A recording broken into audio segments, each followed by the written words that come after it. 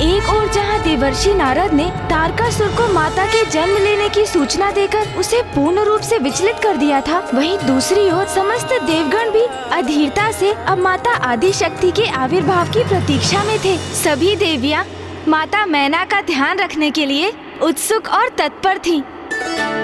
किंतु कोई अन्य भी थे जिन्हें देवियों से भी अधिक चिंता थी माता मैना की। वो कौन थे गणेश जी?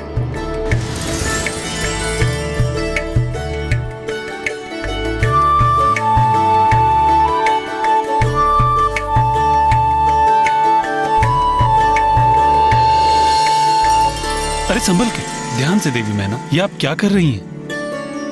कितना श्रम कर रही हैं? इस अवस्था में तो उन्हें विश्राम करना चाहिए।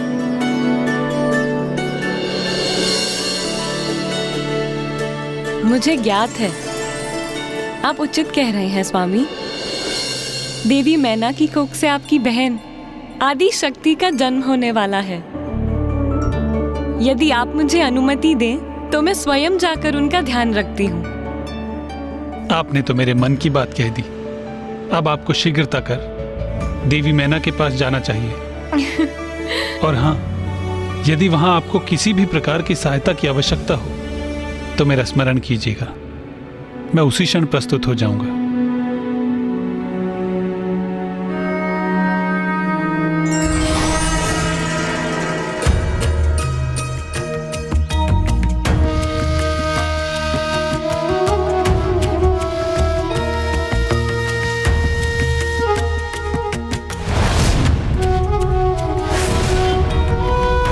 देवी मैना, आपकी इस अवस्था में आपको अपने प्रति सावधान रहना चाहिए।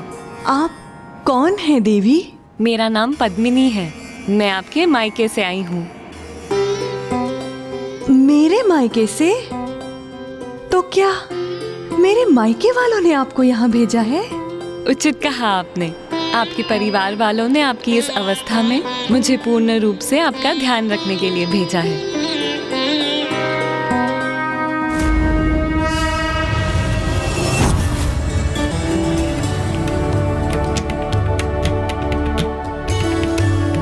देवी, मुझे ज्ञात है आप भी वहां स्वयं जाकर देवी मैना का ध्यान रखने को आतुर हैं। देवी सरस्वती, हम सभी देवियां भी आपके साथ चलेंगी। अवश्य जाइए। पुत्री मैना का ध्यान रखिए और उनकी कोख में देवी आदि शक्ति का भी ध्यान रखिए।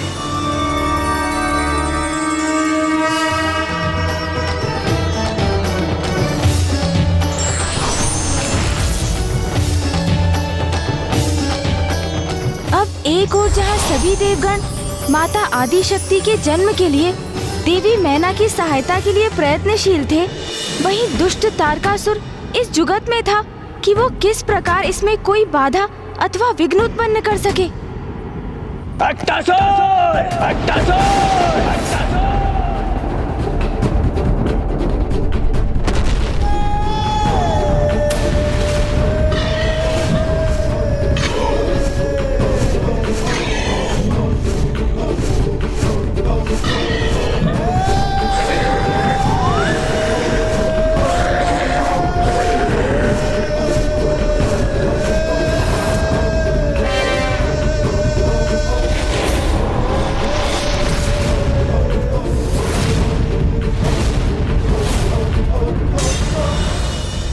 असुर महाराज तारकासुर, आपने मुझे बुलाया?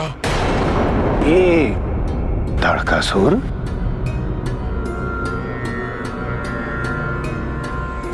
क्या है?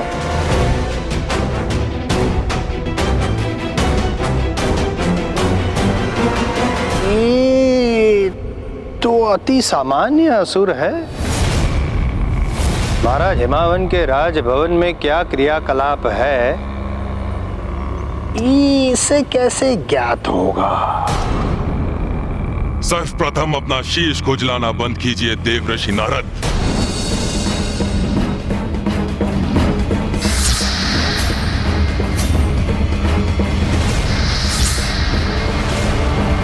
साधारण नहीं, असाधारण हूं मैं। अट्टासुर हूं मैं, अट्टासुर हूं मैं, अट्टासुर हूं मैं। चारों दिशाओं में अपनी दृष्टि स्थापित कर सकता हूं। कहीं भी कोई भी बात मुझसे छिप नहीं सकती। इतना परिचय पर्याप्त है तुम्हारा अट्टासुर। जाओ और जाकर राजा हिमावन के राजभवन में देखो कि अभी वहां क्या हो रहा। और यदि वहां पर देवी मैना ने गर्भ धारण किया है तो उसे वहीं पर निकल जाओ और उसका अंत कर दो।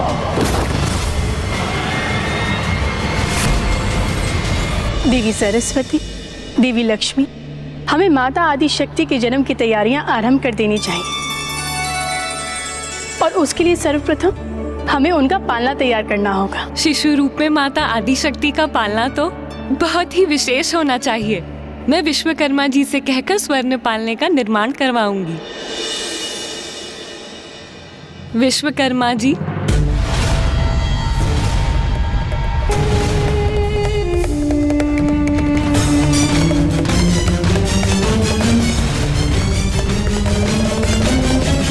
वो रहा राजा हिमावन का राजभवन।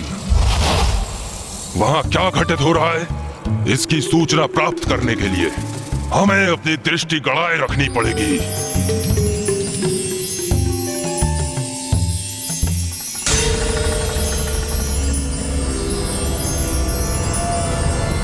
रुक जाओ, पीछे हट जाओ।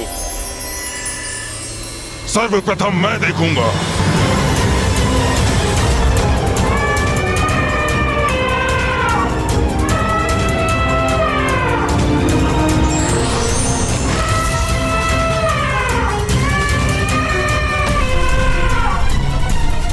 विश्वकर्मा देव जहां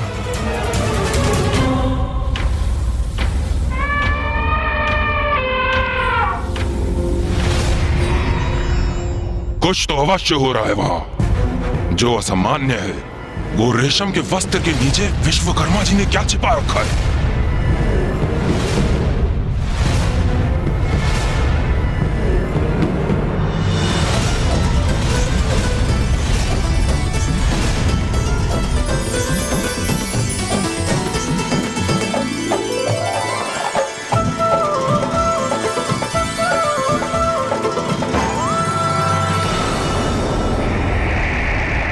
मैं उचित प्रकार से देख नहीं पा रहा हूं।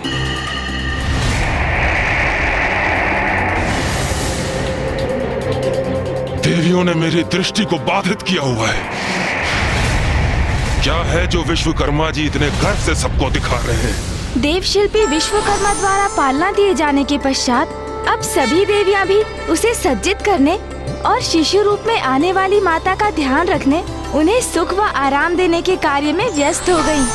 तत्पश्चात माता सरस्वती ने वसंत देव का आवाहन कर उन्हें वो पालना एक सुंदर प्रकार से सज्जित करने के लिए कहा।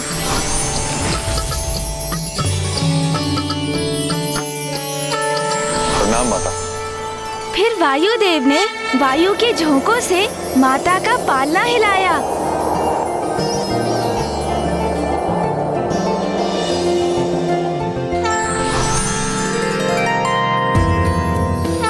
चंद्रदेव और सूर्यदेव ने माता के लिए खिलौने प्रकट किए।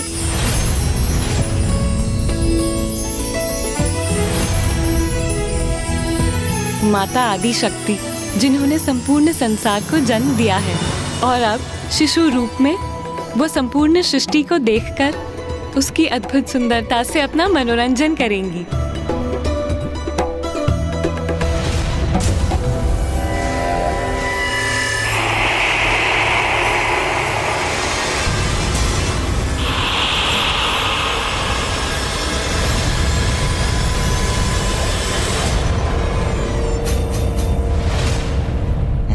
ताड़कासुर का संदेह उचित था। देवी आदिशक्ति जन्म लेकर प्रकट होने वाली है यहाँ। उन्हीं के शिशु रूप की सेवा करने हेतु सभी देवी देवता एकत्र होकर व्यवस्थाएं कर रहे हैं। शुभ कार्य में विलंब कैसा? असुर महाराज का आदेश स्पष्ट था। वहां पर देवी मैना ने गर्भ धारण किया है तो उसे वहीं पर निकल जाओ और उसका अंत कर दो।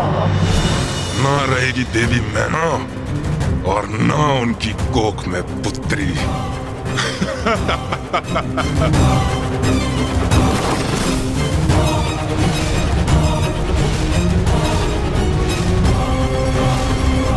तुम सभी आगे बढ़कर मार्ग से सारी बाधाएं दूर करो। मैं शीघ्र ही राजभवन पहुंचता हूं।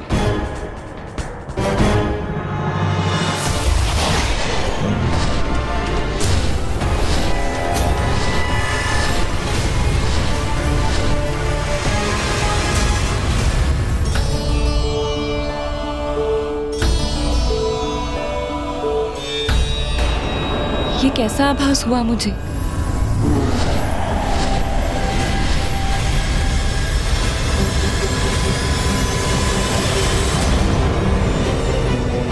मैं अत्यंत ही अधीर और अशांत अनुभव कर रही हूँ। हम सभी इतनी प्रसन्न हैं। इस आनंद के पलों में यदि हमारी ही दृष्टि लग गई तो ये कैसे भूल गई मैं।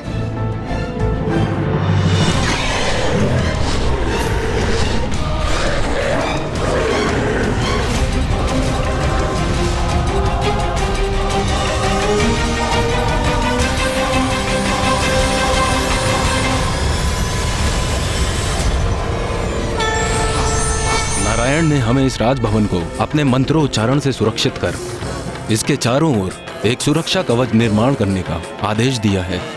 यन्न वद्दो वली राजा दान वद्दो महाबला तेन तोआन मदी बलान रक्षा मांचल मांचल।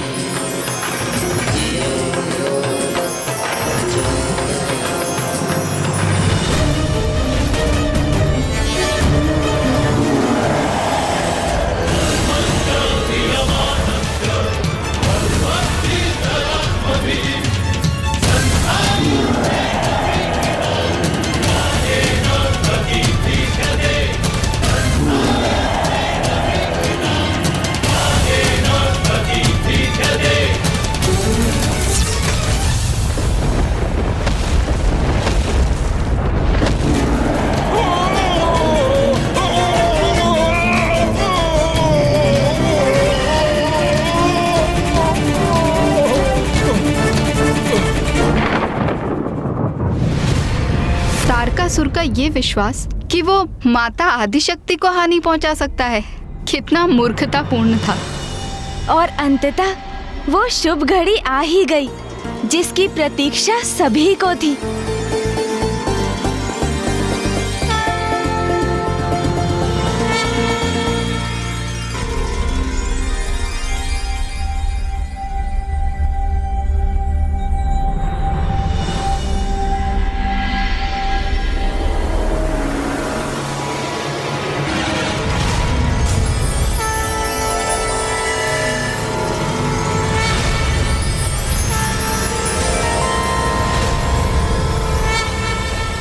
कौन है?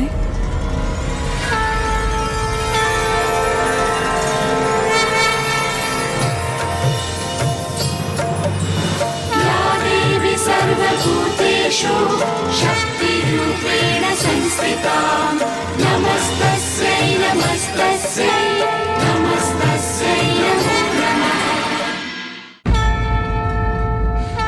पुत्री मैना, मैं कौन हूँ ये शब्दों के माध्यम से ज्ञात नहीं किया जा सकता। ये तो ऋषि मुनि और विद्वानों के लिए भी संभव नहीं। मेरा अनुभव ही पर्याप्त है। मुझ में और शिव में कोई भेद नहीं। मुझसे ही शिव है और शिव से ही मैं हूँ। सृष्टि का अस्तित्व भी मुझसे ही है। मैं गतिमान होती तो शिव गतिमान होते हैं। मैं अदृश्य होती हूँ तो शिव भी स्थिर हो जाते हैं। आदि शक्ति हूँ मैं, शिव की शक्ति हूँ।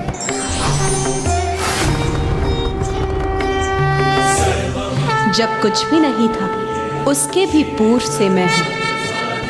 त्रिदेवियों का अस्तित्व भी मुझसे ही है। संसार में अभी देवी लक्ष्मी है, देवी सरस्वती है और अब तृतीय देवी के रूप में मैं तुम्हारी कोख में प्रवेश करने जा रही हूँ। मैं संसार में तुम्हारी पुत्री के रूप में प्रकट होने जा रही हूँ।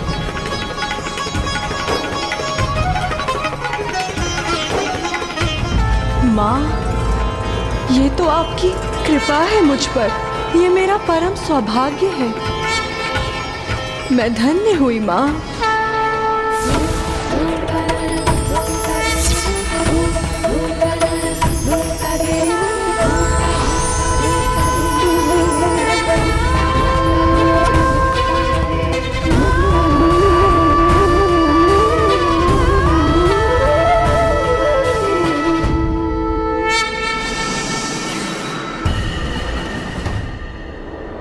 उस मंगलमय क्षण के साक्षी बनने के लिए एक और देवता अधीर थे।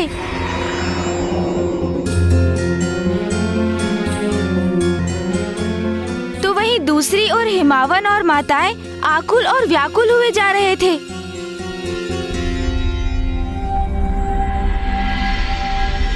किंतु फिर शीघ्र ही माता आदिशक्ति के जन्म की वो शुभ घड़ी भी आ ही गई।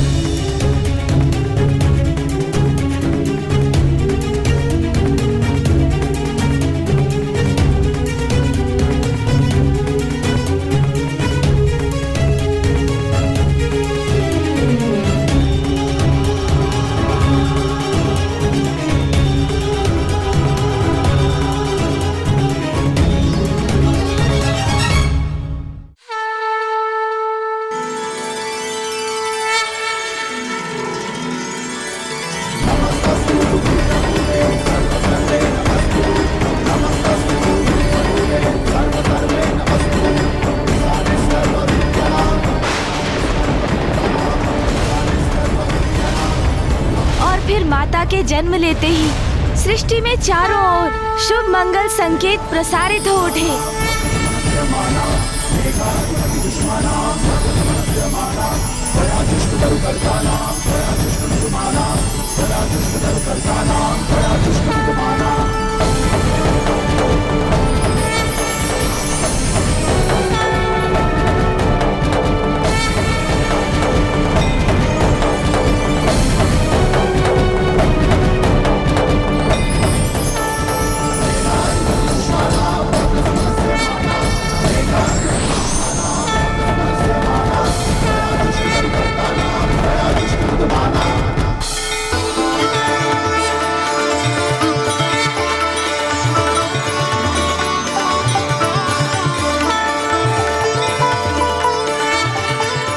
नारायण नारायण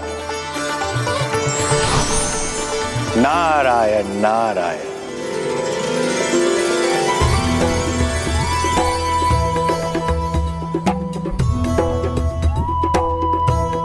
देवी मैना, राजा हिमावन, आपके जीवन सर्वथा धन्य है। स्वयं मां आदि शक्ति ने पुत्री के रूप में जन्म लिया है आपके घर,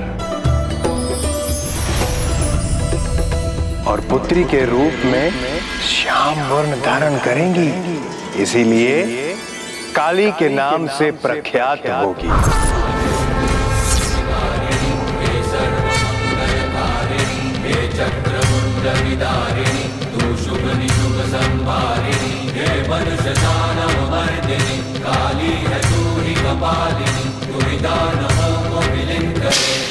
मैं तो मात्र एक शिला समान पर्वतराज हूं। आपने मेरी बेटी पर इस पर्वतराज का जीवन सार्थक कर दिया। माता, शैलपुत्री के रूप में जन्म लेकर आपने मेरा जीवन धन्य कर दिया। पर्वत तो एक शिला ही होती है, इसलिए अब आपको संसार शैलपुत्री के नाम से भी जानेगा माता। चूंकि मैं हिमावन आपका पिता हूँ, इसलिए आपका एक नाम आज से हिमावंती भी होगा। और इसी के साथ पर्वत पुत्री होने के कारण मैं आपको एक और नाम पार्वती भी देता हूँ। इसी पार्वती नाम से आप जगत में विख्यात भी होंगी माँ।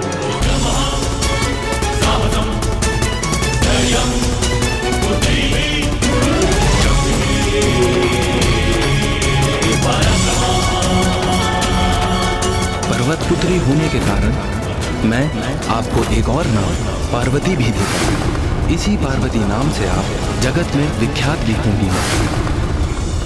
वसंत ऋतु में चैत्र मास की 9वीं तिथि को मृगशिरा नक्षत्र में अर्धरात्रि के समय माता आदि शक्ति का जन्म हुआ और एक बार पुनः भविष्य में त्रेता युग में चैत्र मास की 9वीं तिथि के मृगशिरा नक्षत्र में ही दिवस के ठीक मध्य में नारायण के अवतार श्री राम का भी जन्म होगा। अवश्य, क्योंकि माता और नारायण भ्राता और बहन जो हैं।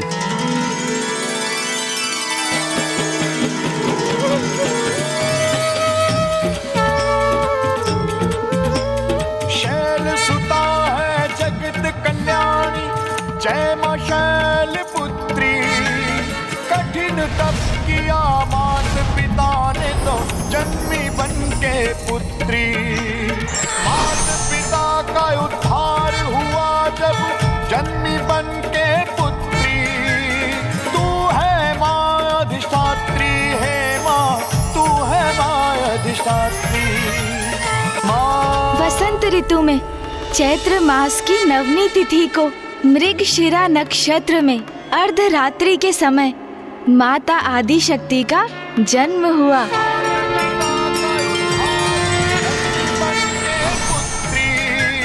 तू है मां अधिष्ठात्री, है मां तू है मां अधिष्ठात्री। ओ मां तू है मां अधिष्ठात्री।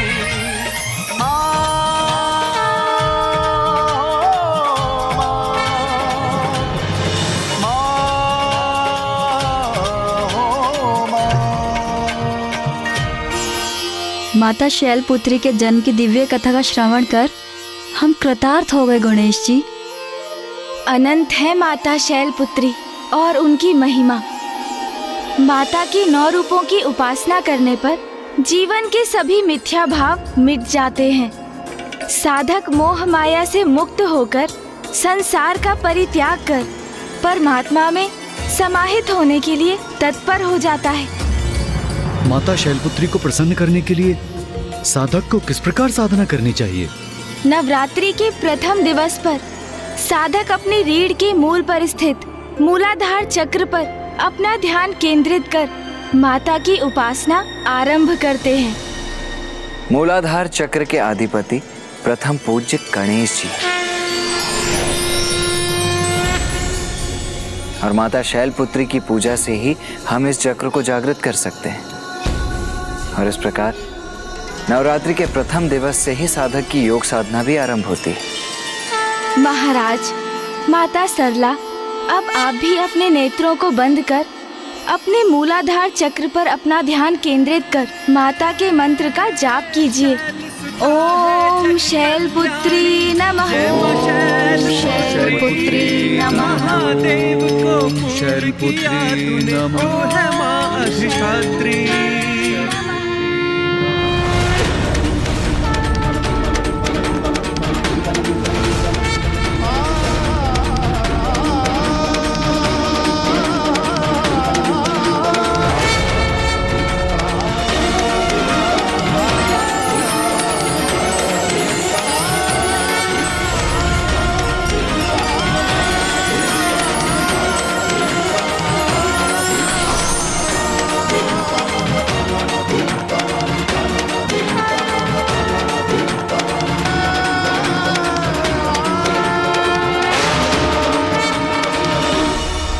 शांति, अपार शांति, सभी चिंताओं से परे, अनुपम, अनूठी, सुखमय शांति का अनुभव हुआ मुझे।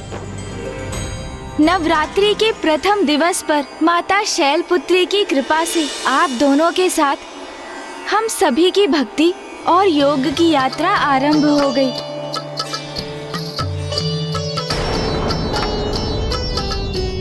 क्या हुआ माता सरला? आप किस विचार में खो गई? यही, पुत्र हो अथवा पुत्री, माँ तो अपनी संतान को समान स्नेह देती, उनमें कोई भेदभाव नहीं करती। किंतु माता आदिशक्ति को पुत्री रूप में प्राप्त करना, ये जो परम सौभाग्य माता मैना और महाराज हिमावन को प्राप्त हुआ, ये तो उनके अद्भुत पुण्य संचय का ही परिणाम था। सत्य है, पुत्री के माता पिता बनने का सुख तो बहुत बड़ा सौभाग्य है। आप सर्वथा उचित कह रही हैं माता। स्त्री तो स्वयं शक्ति की ही प्रतीक है। वो स्त्री जो पहले पुत्री के रूप में जन्म लेती है, किंतु पुत्री प्राप्त करना सहज नहीं। उन्हें प्राप्त करने के लिए देवी मैना और हिमावन को अत्यंत ही कठोर तप करने पड़े थे। प्रत्येक कन्या में तो स्वयं माता आदि शक्ति का ही वास होता है। अनेकों पुण्य संचित होने के पश्चात ही एक पुत्री का जन्म होता है, और ये स्वयं में एक बहुत बड़ा सौभाग्य है। मैं तुम्हारी पुत्री बनकर तुम्हारी मनोकामना अवश्य पूर्ण करूंगी। इसीलिए हम कन्या पूजन भी करते हैं। जिनके परिवार में कन्याएं जन्म लेती हैं, वो अत्यंत सौभाग्यशाली होते हैं, क्योंकि उन पर स्वयं माता की कृपा दृष्टि जो होती है। पुत्री को जन्म देकर उसके माता पिता बनना तो स्वयं एक महान पुण्य है। अब आइए आज की आरती संपन्न कर लें।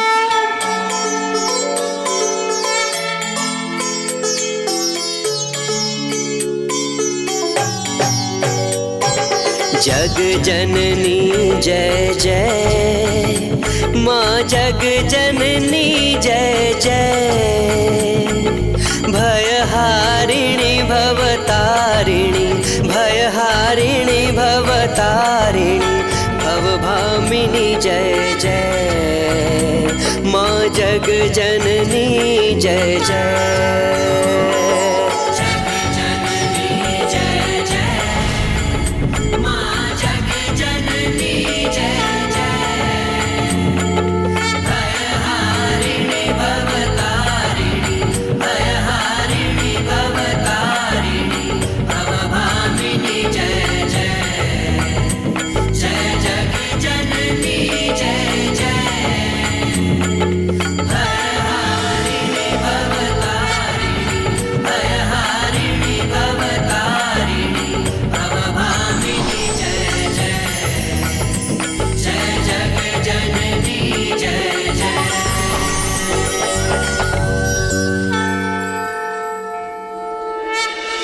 माता सरला, महाराज देवदास, कल भोर में नवरात्रि के द्वितीय दिवस पर हम माता के द्वितीय रूप की कथा जानेंगे।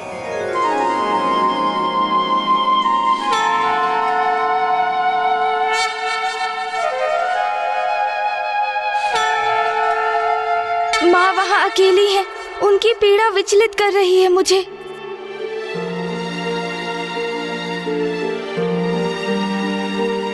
गणेश, तुम्हारी अधीरता का आभास है मुझे गणेश। भैया, हमने अभी माँ के नव रूपों की पूजा आरंभ की है। हमारे मनोरथ के सिद्ध होने में पूजा की संपूर्ण अवधि शेष है अभी।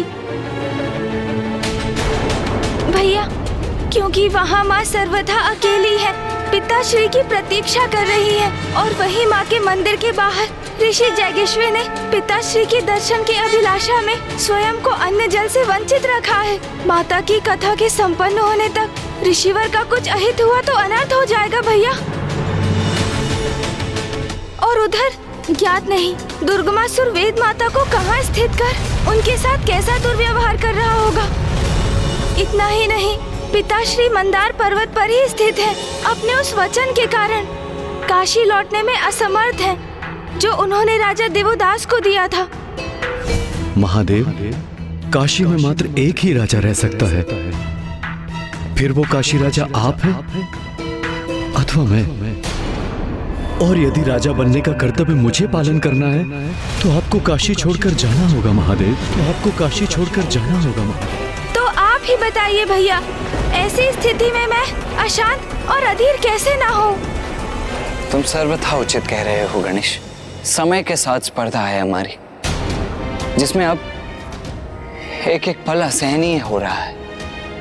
किंतु गणेश, हमें यह भी स्मरण रखना चाहिए कि संसार में जो कुछ भी होता है वो माँ की इच्छा के अनुसार ही होता है। और वो भी यही चाहती हैं कि हम सभी नवरात्रि के व्रत रखें, उनका पूजन करें और माँ की इच्छा की पूर्ति हम पूर्ण निष्ठा और संपूर्ण भक्ति भाव से करेंगे। क्योंकि जब और कोई मार्ग नहीं सोचता तो भक्ति में डूबकर ही अपना कर्तव्य निभाना चाहिए। क्योंकि माँ अपने भक्तों को कभी निराश नहीं करती गणेश। उचित है भैया, माँ ही इन सभी संकटों का निदान करेंगी। मैं तो अब बड़ी उत्सुकता से कल भोर की प्रतीक्षा कर रहा हूँ। माँ की कथा जब तक संपन्न नहीं होगी तब तक महाराज देवोदास नहीं समझ सकेंगे कि उनसे कैसी अनिष्टकारी भूल हो गई है।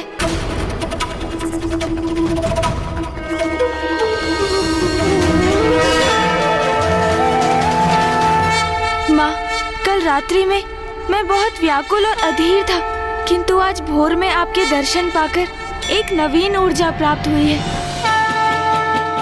अब आपके द्वितीय रूप माँ ब्रह्मचारिणी की कथा करने का समय आ गया है। हमें आशीर्वाद दीजिए माँ कि हम आपके 9 रूपों की कथा भली भांति कह सकें, जिसे राजा देवोदास अपनी भूल समझकर उसे सुधार सके। पुत्र गणेश, पुत्र कार्तिकेय, तुम्हारे मुख से उत्सर्जित मेरी कथा का श्रवण कर राजा दिवोदास और देवी सरला को ही नहीं, संसार को भी बहुत कुछ सीखने का अवसर प्राप्त होगा।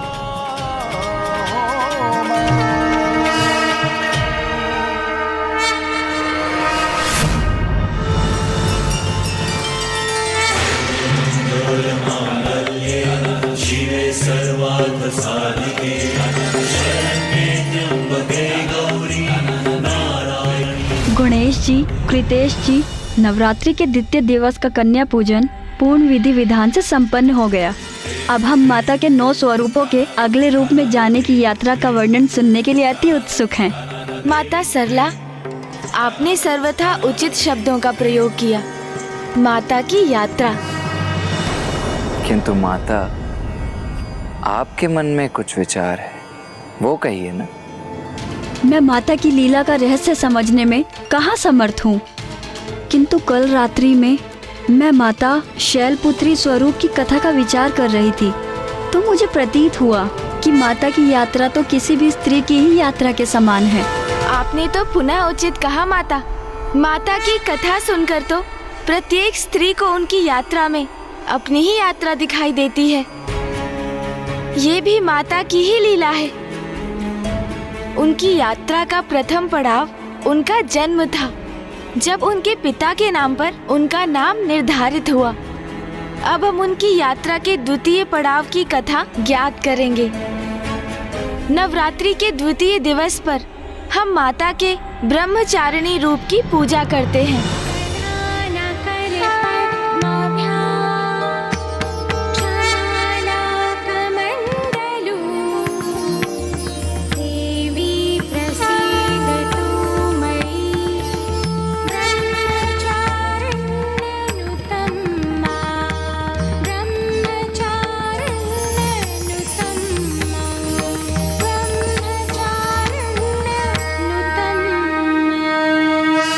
क्या है? इस प्रश्न का उत्तर है वेदस्त्वम तपो ब्रह्म, अर्थात वेद, तत्व और तप ही अंतिम सत्य परम ब्रह्म है। और चारिणी का अर्थ है अर्चना करने वाली, अर्थात वो जो तप और ज्ञान के माध्यम से अंतिम सत्य की साधना करती है। माता आदि शक्ति का ये रूप अत्यंत भव्य है और पूर्ण रूप से ज्योतिर्मय है। गणेश जी, माता अपने स्वरूप में कैसा प्रत्यक्ष रूप धारण करती हैं? माता ब्रह्मचारिणी एक श्वेत वस्त्र से स्वयं को सुशोभित करती हैं। उनके दाएं हाथ में जप की माला और बाएं हाथ में कमंडल स्थित होता है।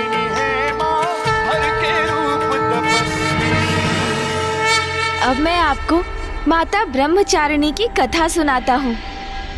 अपने माता पिता के अपार लाड़ दुलार में माता शैलपुत्री की आयु में वृद्धि होने लगी। माता मैना और राजा हिमावन अपनी लाडली पुत्री को उचित संस्कार प्रदान कर रहे थे, इसीलिए वो अत्यंत सुशील और सर्वगुण संपन्न थी। किंतु वो नटखट भी थी। राजभवन में उनकी बाल्यावस्था अत्यंत सुखमय और सुंदर थी। यद्यपि तारकासुर ने जिस प्रकार पूर्व में उनके अंत हेतु अट्टासुर को भेजा था, उसी प्रकार इस अवधि में भी वो अनेकों असुरों को निरंतर भेजता रहा। किंतु वो असुर सप्त ऋषियों द्वारा स्थापित रक्षा कवच को नहीं भेज सके और माता इन सभी आक्रमणों से पूर्णतः सुरक्षित और अनभिज्ञ थी।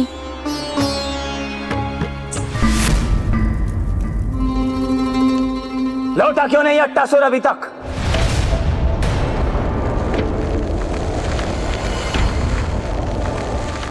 महाराज, ऐसी सूचना प्राप्त हुई है कि अट्टासुर का अंत हो गया है।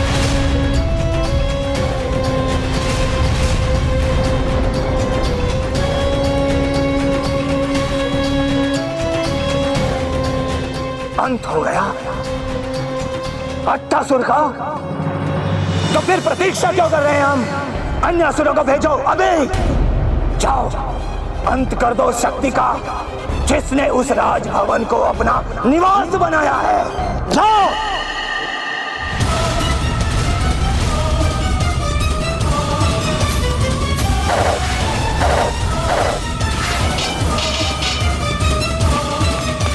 तारकासुर भयंकर से भयंकर असुरों को भेजता गया और एक एक कर उन सभी असुरों का अंत होता गया। अंततः तारकासुर इतना आवेशित और अधीर हो गया कि वो स्वयं अब हिमालय पर्वत की ओर बढ़ चला। अब स्वयं देखता हूं मैं, कौन है ये मायावी शक्ति जिसने मेरे अनेकों असुरों को क्षति पहुंचाई है। पुत्री पार्वती,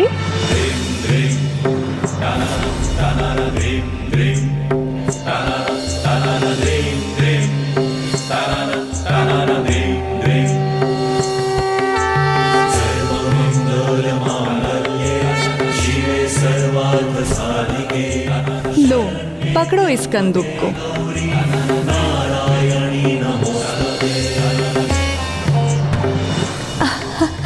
अरे वाह, अति उत्तम पुत्री पार्वती।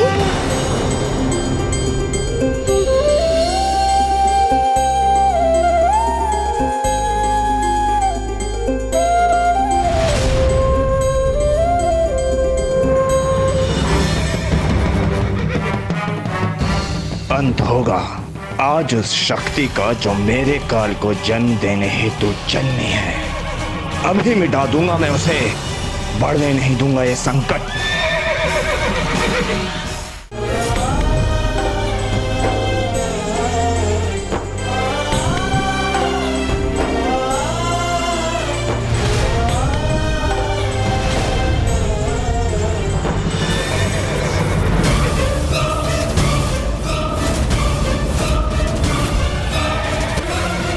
ये दुष्ट तारकासुर तो यहाँ पर भी पहुंच गए। कहीं ये राजा हिमावंत के राजभवन पहुंचकर कहीं कोई अनर्थ न कर दे। निश्चिंत रहिए देवराजेंद्र, अब वहां कोई और अनर्थ नहीं होगा।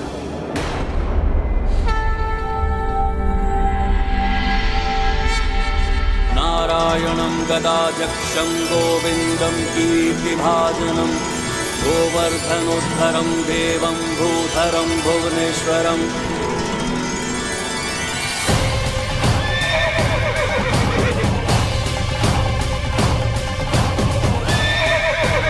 कहाँ गया ये राजभवन?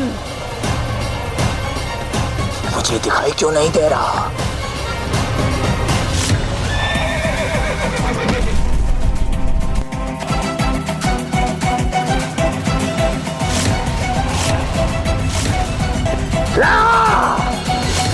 श्री हरि नारायण ने अपनी विष्णु माया के प्रभाव से महाराज हिमावन के राजभवन को अदृश्य कर दिया और इसी कारण वो तारकासुर उसे ढूंढने में असमर्थ हो गया। जब थक गया तो अंततः वो निराश होकर लौट गया। और देखते ही देखते माता शैलपुत्री 16 वर्ष की आयु पर पहुंच गईं।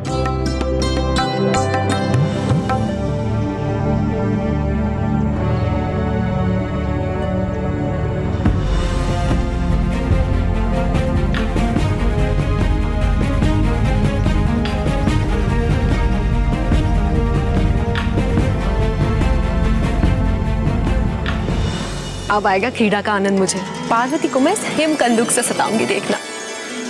पार्वती, पार्वती कहाँ हो तुम? पार्वती,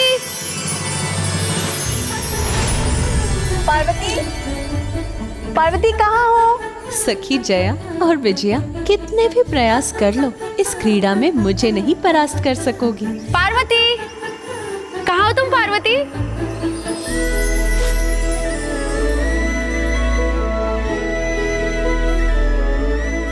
विजया तुम उस दिशा में जाके ढूंढो, मैं इस दिशा में जाती हूँ, ठीक है? पार्वती,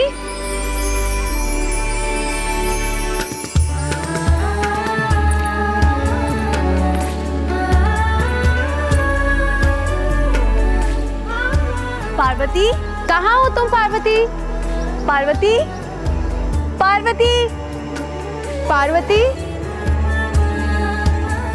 पार्वती कहाँ चली गई? पार्वती, विजया पार्वती मिली? नहीं, तुम्हें मिली? पार्वती, पार्वती,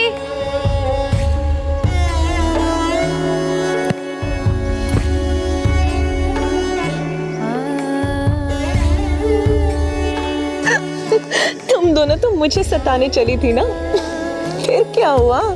पार्वती अब तुम हमसे नहीं बचोगी।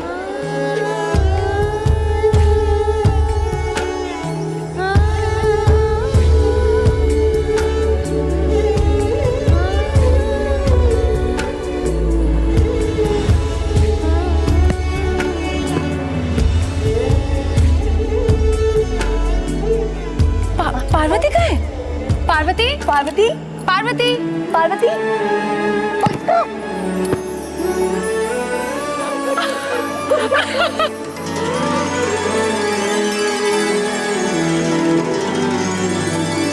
हिमावन के यहाँ माता आदि शक्ति का देवी शैलपुत्री के रूप में जन्म लिए हुए अब एक लंबी अवधि हो चुकी थी। पार्वती कहाँ हो तुम? पार्वती, पार्वती, पार्वती, यद्यपि माता का जन्म हो चुका था और वो अपनी एक अवस्था में भी आ चुकी थी, किंतु उधर देवगण इसके पश्चात भी चिंतित थे। ब्रह्मदेव, नारायण, माता आदिशक्ति अपने स्वरूप में 16 वर्ष की हो गई और वो अपने संसार में संतुष्ट और प्रसन्न है। तो फिर महादेव और माता आदिशक्ति की भेंट कब और कैसे होगी? प्रत्येक लीला का एक उचित समय होता है देवराज इंद्र, धीरज रखिए।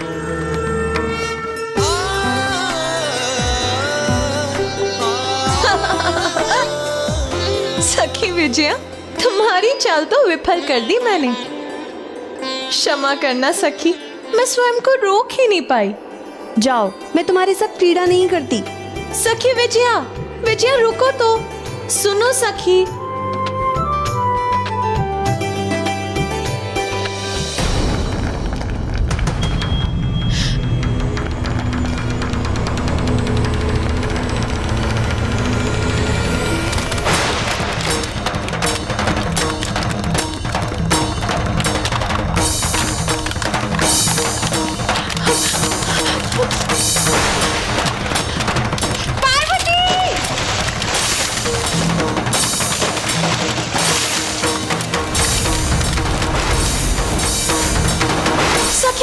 सखी विजया, सखी विजया।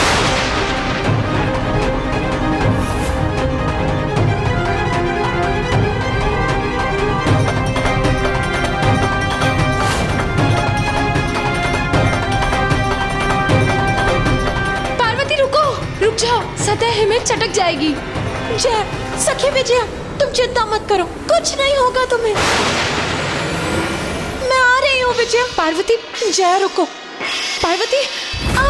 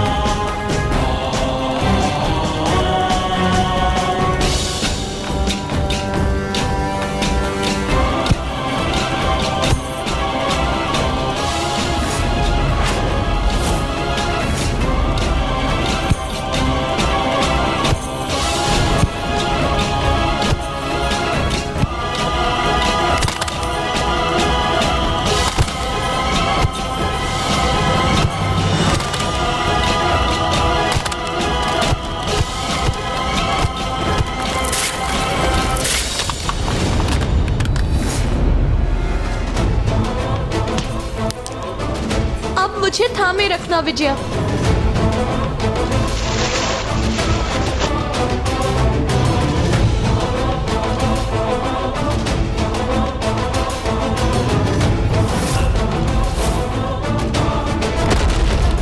विजया, पार्वती,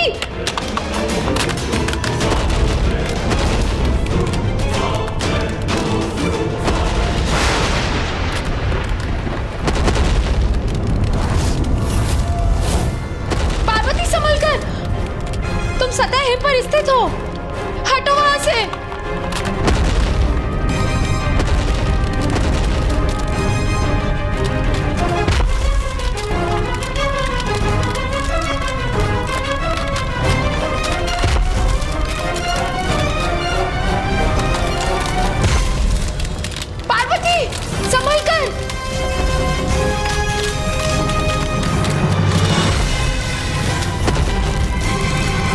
सखी विजया, सखी सखी तुम कुशल तो हो ना? हाँ पार्वती, मैं तो कुशल हूँ। हमें शीघ्र लौटना होगा। माँ और पिताश्री अवश्य ही चिंतित होंगे। चलो चलते हैं। माता पार्वती मात्र एक सभ्य, सुशील और संस्कारी कन्या ही नहीं, अपितु इन गुणों के साथ साथ हिमावन जी ने उन्हें स्वयं अस्त्र शस्त्रों की विद्या में भी पारंगत कर दिया था।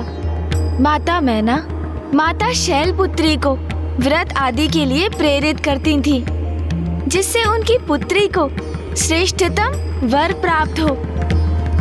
ऐसा पति जिनके लिए उनका जन्म हुआ था। जहाँ एक और महादेव माता आदिशक्ति के जन्म से अनभिज्ञ अपनी चिर ध्यान साधना में लीन थे, वहीं देवता भी माता पार्वती और महादेव की भेंट के उस क्षण की बड़ी अधीरता से प्रतीक्षा कर रहे थे। ब्रह्मदेव, नारायण, अब और विलंब क्यों? यदि किसी कारण संयोग संभव नहीं है तो क्यों ना हम ही माता आदिशक्ति और महादेव की भेंट का कारण प्रस्तुत कर दें।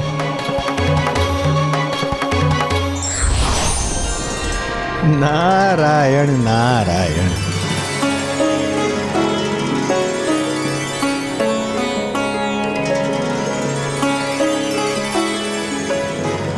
देवर्षि नारद, आप क्या कहना चाहते हैं इसकी मुझे हो चुकी है अनुभूति। बस अब इस दिव्य अलौकिक प्रणय प्रसंग के पूर्ण होने का माध्यम बनने की दीजिए मुझे अनुमति। फिर नेक कार्य में विलंब कैसा? क्योंकि एकमात्र आप ही तो हैं जो इस कार्य को पूर्ण कर सकते हैं।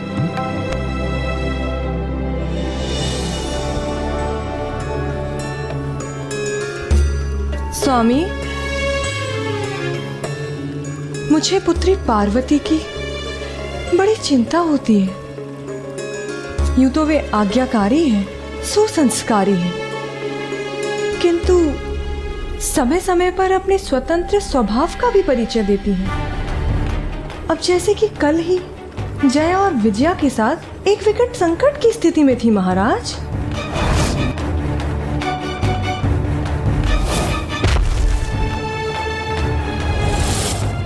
मेरे विचार से अब हमें उसके योग्य एक उचित वर ढूंढना चाहिए। प्रिय, आप व्यर्थ में चिंता कर रही हैं। हमारी पुत्री पार्वती के स्वभाव में और भी स्थिरता लाने हेतु हमें विवाह के अलावा और भी कोई उपाय अवश्य करने चाहिए। नारायण नारायण। सेवा। देव ऋषि नारद, प्रणाम देव ऋषि नारद। आइए आसन ग्रहण कीजिए।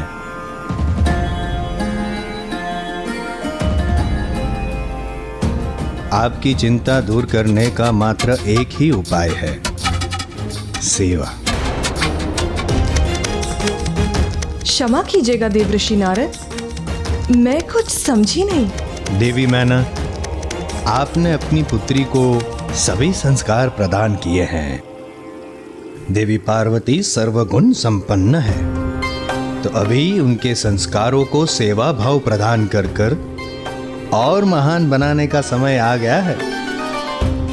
महाराज हिमावन, आप बड़े ही धर्मात्मा हैं। धर्म के सम्मान के साथ साथ सदा ही आप सभी धार्मिक जनों का भी सम्मान करते आए हैं। आपकी पुत्री अत्यंत सुशील है, तो अब उसका कल्याण इसी में है कि वो साधु संतों की सेवा में लीन हो।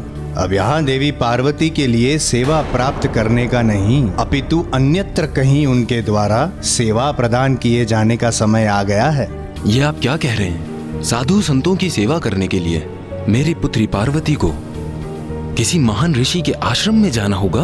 नारायण नारायण महाराज, अति उत्तम भाग्य है आपकी पुत्री का, क्योंकि यहां से समीप एक गुफा में महान दिव्य योगी समाधि में स्थित है। और विश्वास रखिए महाराज, वो कोई साधारण योगी नहीं है, अत्यंत तेजस्वी है, असाधारण है, महान है। समस्त संसार में उनकी दिव्यता का कोई स्थान नहीं। महाराज, आप अपनी पुत्री को उस योगी की सेवा में भेज दीजिए। आपकी पुत्री पार्वती का अवश्य कल्याण होगा। नारायण नारायण। देव ऋषि नारद, आपको आपके इस सुझाव के लिए कोटि कोटि धन्यवाद। मैं स्वयं मेरी पुत्री पार्वती को उस योगी के समीप ले जाऊंगा। नारायण नारायण। किंतु स्वामी, हम अपनी पुत्री को ऐसे ही कैसे किसी तपस्वी की सेवा में भेज दें? देवी मैना, ये सुझाव स्वयं देव ऋषि नारद ने दिया है। इसके पीछे अवश्य कोई बड़ा कारण होगा।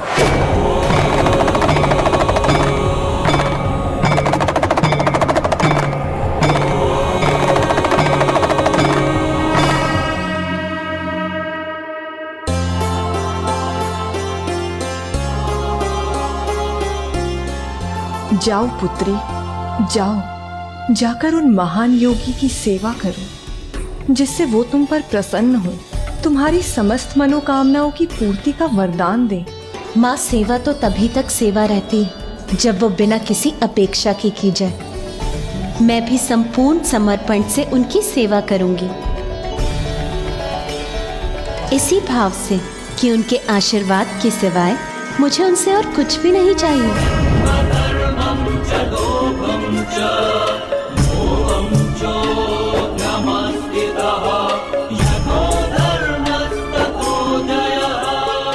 देवराजेंद्र, कदाचित अब हमारी प्रतीक्षा का अंत समीप, क्योंकि शीघ्र ही माता महादेव के समक्ष होंगी।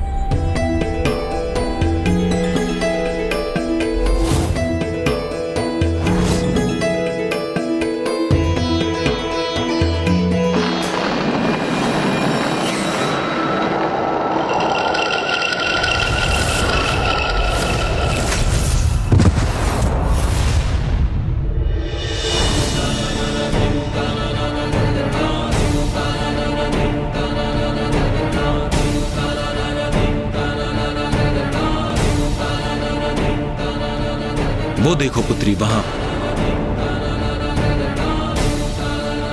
उस गुफा में वो महान योगी समाधि में स्थित है।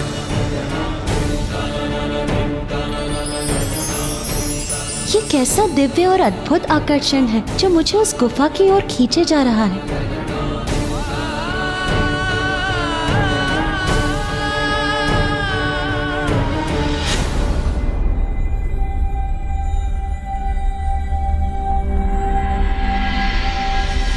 पुत्री पार्वती, पुत्री पार्वती, पुत्री पार्वती।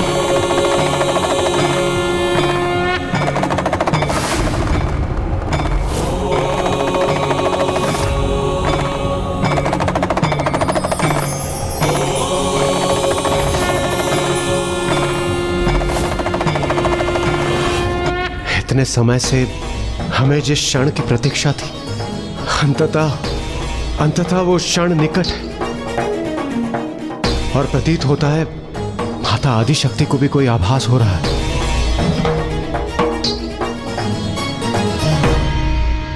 जी पिताश्री।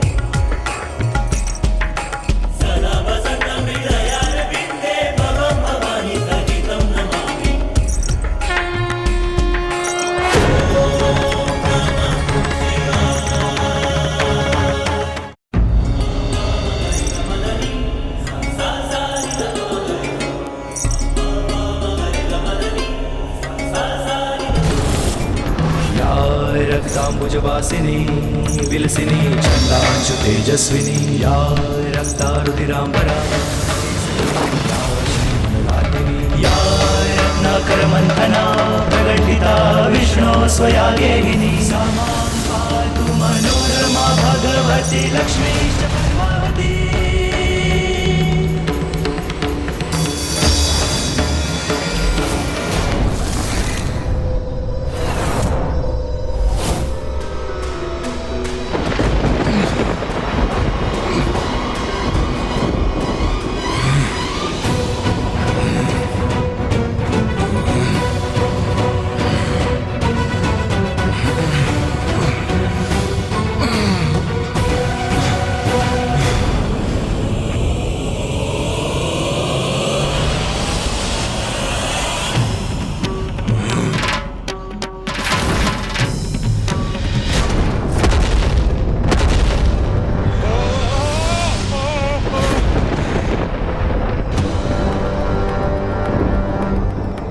ये तो राजा हिमावन ही है। जाओ और जाकर राजा हिमावन के राजभवन में देखो कि अभी वहां क्या हो रहा है, और यदि वहां पर देवी मैना ने गर्भ धारण किया है तो उसे वहीं पर निकल जाओ।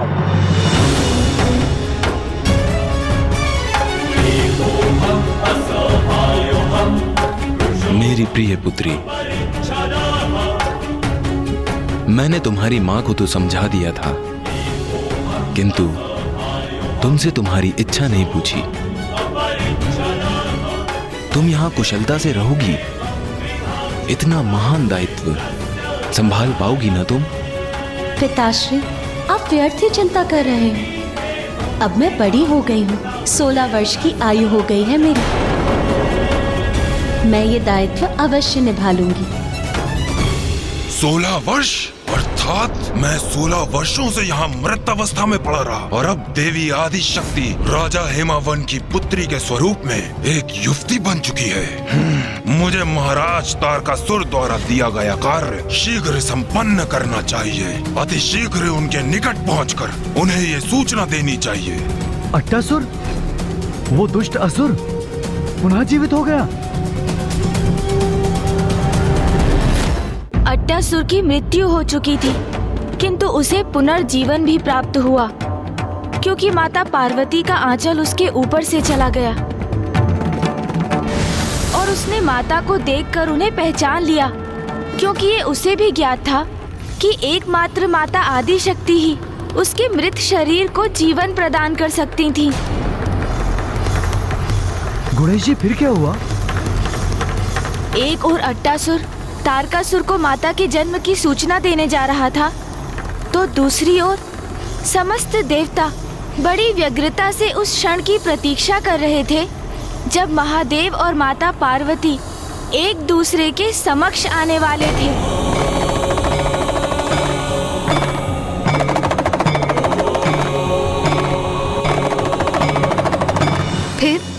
फिर क्या हुआ?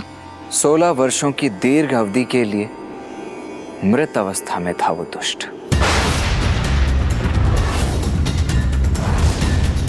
इसीलिए उसके शरीर का भी क्षय हुआ था। जीर्ण शीर्ण अवस्था में थे उसके पंख, किंतु उसके जीवन का तो मात्र एक ही ध्येय था कि तारकासुर को बता सके कि माता पार्वती का जन्म हो चुका है।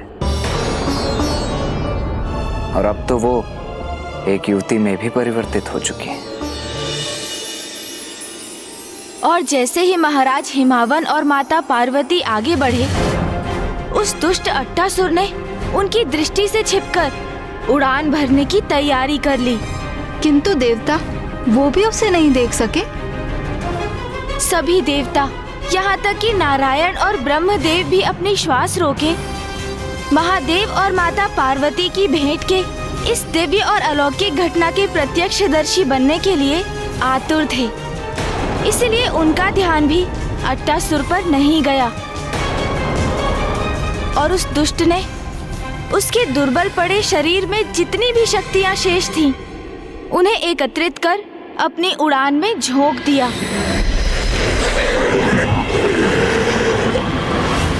तो फिर क्या माता गुफा के भीतर गई? उन्हें महादेव के दर्शन हुए? उन्होंने एक दूसरे को देखा?